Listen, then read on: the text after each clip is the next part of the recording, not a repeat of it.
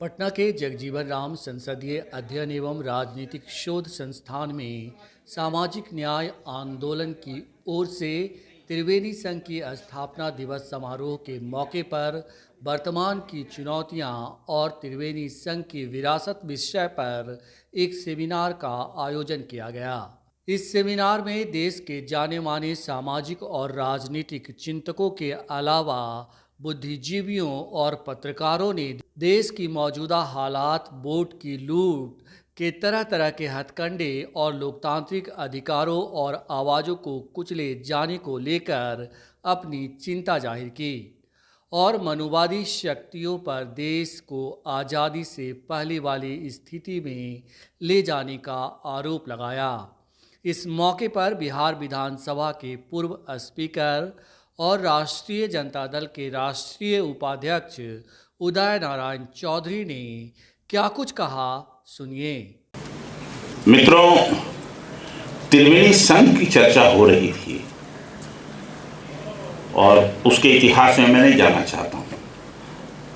और श्रीकांत जी लगता है चले गए, आदरणीय श्रीकांत जी जो इस जहाँ हम बोल रहे हैं इस संस्था के वो निदेशक भी रह चुके हैं, पत्रकार रहे हैं और कई बिहार के सच्चाई से रिलेटेड इतिहास और किताबों को लिखने का काम किया है। मैं उनके प्रति भी आभार व्यक्त करता हूँ। त्रिवेणी संघ की जो चर्चा हो रही है, एक काल था 1933 का समय था, आज़ादी के पहले था और अब आज़ादी के बाद का समय आ गया। उसमें भी 78 साल बीत गया और बहुत सारे परिवर्तन हो गए।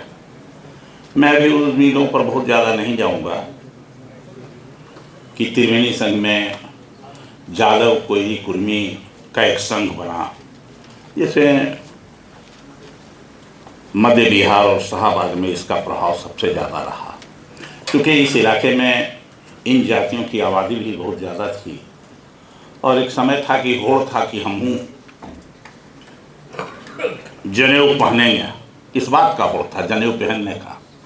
और एक समय ये भी आया, हमारे जनेऊ को फेंको और जलाओ का समय भी आ गया।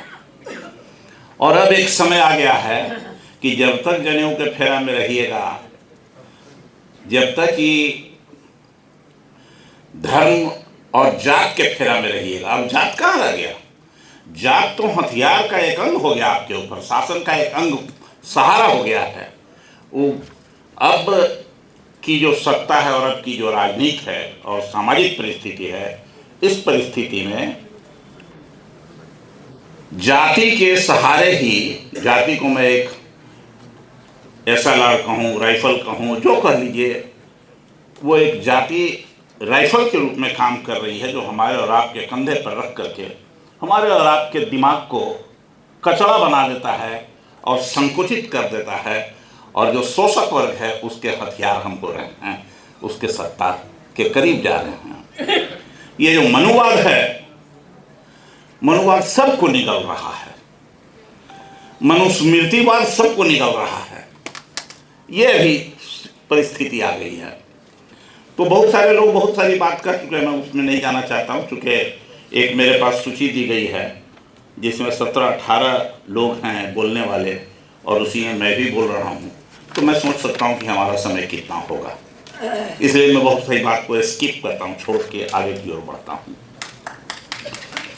साथियों,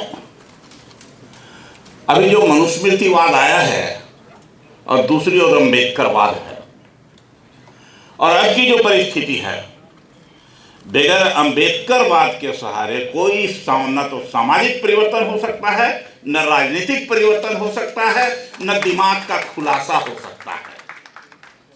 उस सब का अब जवाब हो गया है अम्बेडकरवाद। और ये जो अम्बेडकरवाद है, अगर इसको नहीं अगर हम लोग पकड़ेंगे तो जो राजनीतिक पार्टियां हैं, अभी दिल्ली में हमने देखा कि इंडिया गठबंधन की भी मीटिंग हुई। एक तरफ एनडीए है, ये लोग अभी देश की जितनी विपक्षी पार्टियां हैं, इनके नेताओं के भी दिमाग में इस सत्ता का कीड़ा भरा हुआ है अभी। और जिस सत्ता की कीड़ा जो भरा हुआ है, उस सत्ता के कीड़ा के सहारे अब उस सत्ता कभी पा नहीं सकते हैं। असंभव है, असंभव है, असंभव है। इसलिए नहीं पा सकते हैं, ये जो मनुस्मृतिवाद और बंच ऑफ थॉट का जो नारा था, एक देश एक सरकार, एक चुनाव और एक भाषा, यही ना गोलवलकर की बात। तो अब एक देश और एक सरकार का मतलब है कि राज्य सरकार तो पंचायत है उसके लिए, ये कोई सरकार नहीं है। सरकार का माने है संसद, उस पर कब्जा करो, विधानमंडल पर कब्जा करो। 2024 के पहले ये लोग कब्जा कर रहे थे। लगता था लोगों को कि चुनाव के सहारे कर लेंगे। अब चुनाव कहाँ, अब कोई भी चुनाव होगा हमारे देश में, उस चुनाव को भाजपा जीतेगी। कोई ताकत नहीं इसको रोक सकेगी जब तक अभी की जो परिस्थिति है विपक्षियों की ये रहेगी। तो आप कल्पना कर लीजिए, मात्र 6 लाख वोट कम आया है पश्चिम बंगाल में ममता बनर्जी को, उसकी संख्या देख लीजिए। बिहार में विधानसभा के चुनाव का भी हसरो, ये कितना वोट कम आया हमको एनडीए से। लेकिन इस बात को वो समझ गया 24 के बाद बीजेपी, और उसके समझने के बाद हमारे यहाँ SIR लागू कर दिया। पूर्ण रूप से चुनाव आयोग पर कब्जा किया। न्यायपालिका नाम की चीज खत्म हो गई। अब कोई न्यायपालिका भी नहीं है हमारे देश में जिसके यहां हम जा सकें कि हमको न्याय मिले। कहां से मिलेगा न्याय हम लोगों को? क्या हुआ ये कांग्रेस के उम्मीदवार मीनाक्षी का राज्यसभा में कोई कारण नहीं उसके नॉमिनेशन पेपर को रिजेक्ट किया। सुप्रीम कोर्ट में गया तो सुप्रीम कोर्ट ने सीधे कह दिया कि भाई मैं तो इसमें इंटरफेयर ही नहीं कर सकता हूं, दखल अंदाजी नहीं कर सकता हूं। अरे भाई, तो किस बात के लिए न्याय है? किस बात के लिए न्यायपालिका है? न्यायपालिका अडानी अंबानी के लिए है कि करोड़ों पेड़ को कटवा दो देश से, और अब जो बचा हुआ अंडमान निकोबार है वहां भी सब पेड़ को कटवा दो, और पर्यावरण के नाम में सब गरीब लोगों को के ऊपर कहते रहो कि सब दोषी गरीबे लोग हैं। 1 रुपया में 1000 एकड़ जमीन भागलपुर में दे दिया। छत्तीसगढ़, बस्तर, कांकेर में जाइएगा उधर और महाराष्ट्र के हिस्से में, तो वहां पर जहां पर नक्सलवाद का अड्डा कहा जाता था, उन पहाड़ों को बराबर करके लाखों लाख पेड़ को कटवा दिया। और उड़ीसा में अब वो नहीं लगाया जा सकता है इस सरकार के द्वारा। वो सब का कारण ये है कि जो एक नई संस्कृति पूंजीवाद की है उसको जिंदा करना है, उसको आगे सहारा चलाना है, और हमारे देश के गरीब मजदूर किसानों को केवल और केवल एक मजदूर के रूप में काम करना है। यह है फांसीवाद का एक तरीका, यह है गुलाम बनाने का एक तरीका, और आर्थिक गुलामी की जंजीर में हम फंस गए हैं जिससे अब हम उबर नहीं सकते हैं। और आर्थिक गुलामी के जंजीर में फंसने का कारण है धर्म।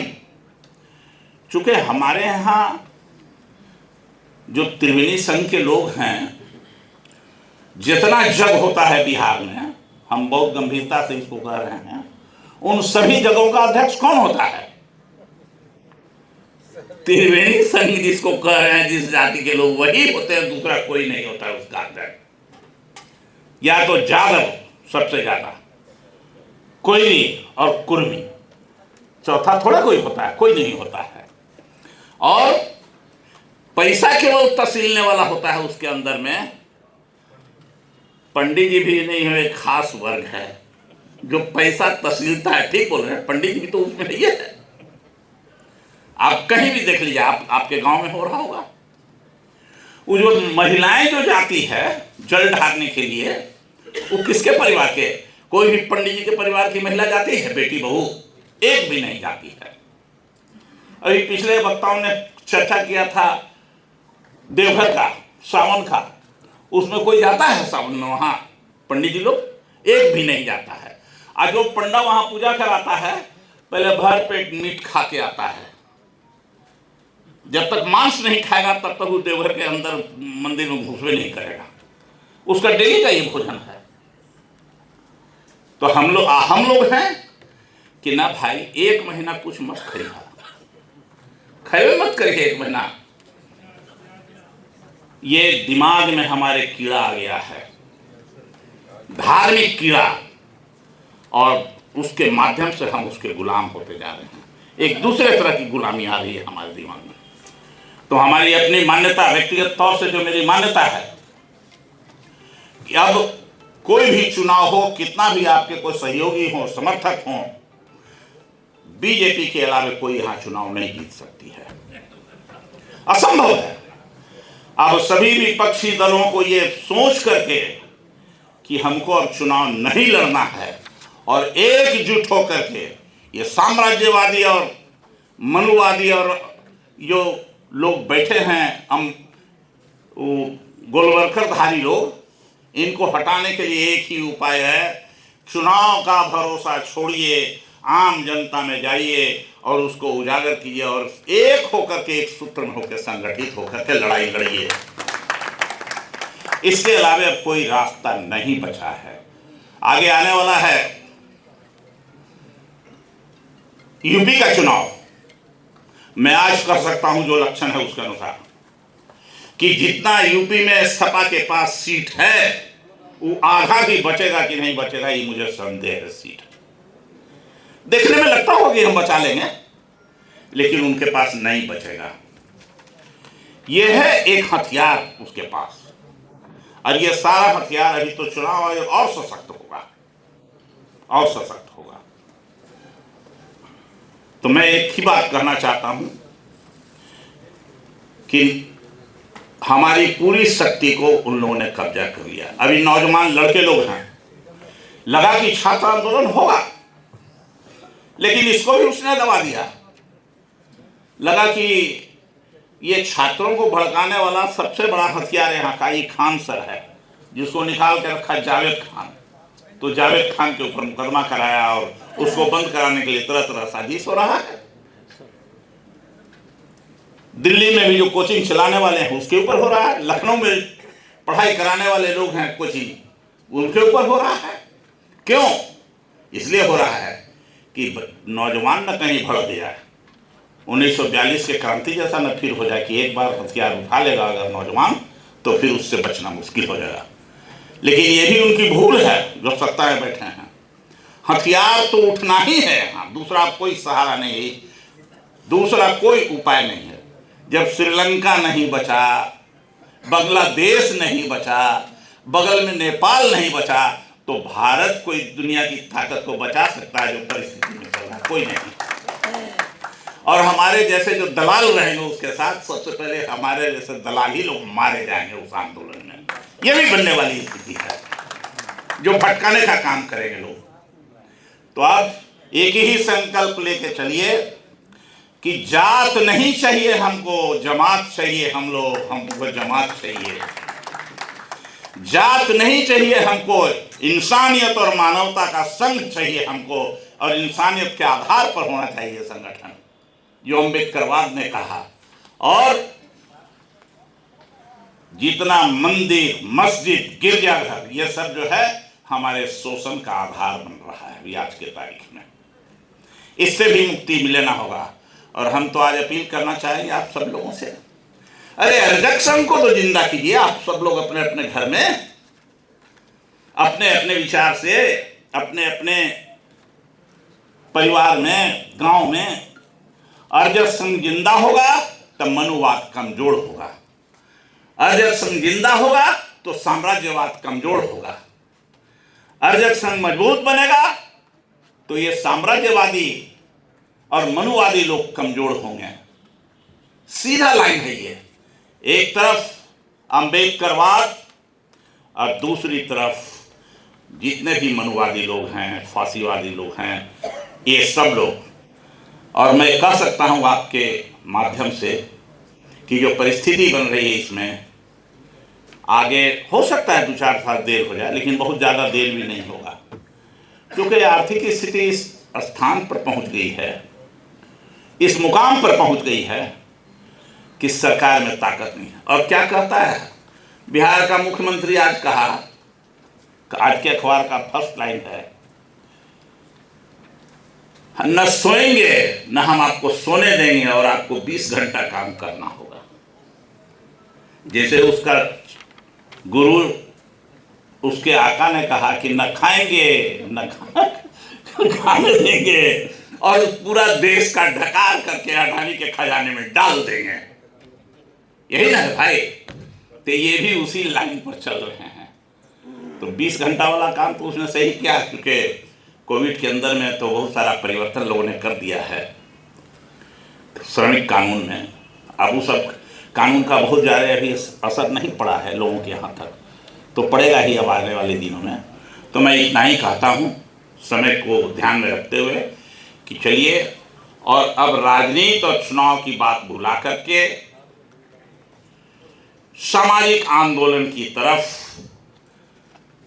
चाहे रिंकी का सामाजिक आंदोलन हो चाहे किसी का हो, जो इस विचार के साथ है वो सब एक साथ जुटिए, चाहे किसी भी पार्टी में रहे, किसी भी संस्था में रहे, और जो नौजवानों का आंदोलन है उस आंदोलन को आगे बढ़ावे और उसकी लड़ाई को मजबूत करें। और अब सरकार के कैद से जो कंप्यूटर ऑडिटर जनरल है, जिसका तक रिपोर्टें नहीं 12 साल से आया है, कितना गड़बड़ी किया है।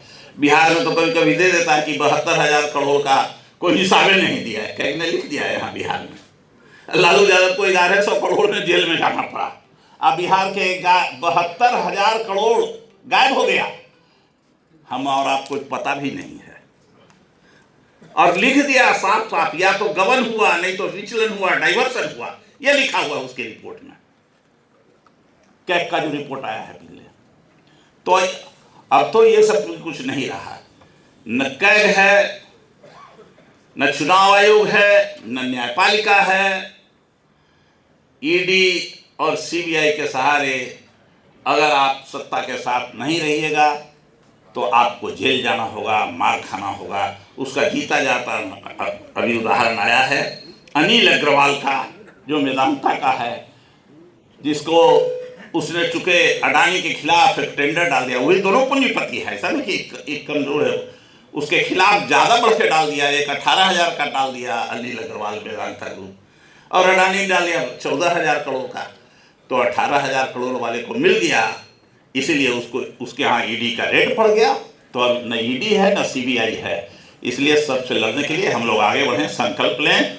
और आज के इस त्रिवेणी संघ के स्थापना दिवस पर यह संकल्प लेके जाएं कि हमको सरकार बदलने का ही नहीं, समाज बदलने का एक नया सवेरा लाने के लिए, और जो कल्पना आधुनिक युग के लिए डॉक्टर भीमराव अंबेडकर ने जो स्वप्न देखा था वास्तव में उस संविधान के सहारे, उसको लागू करने के लिए हम आगे बढ़ें। बस इतना ही के साथ बहुत बहुत धन्यवाद।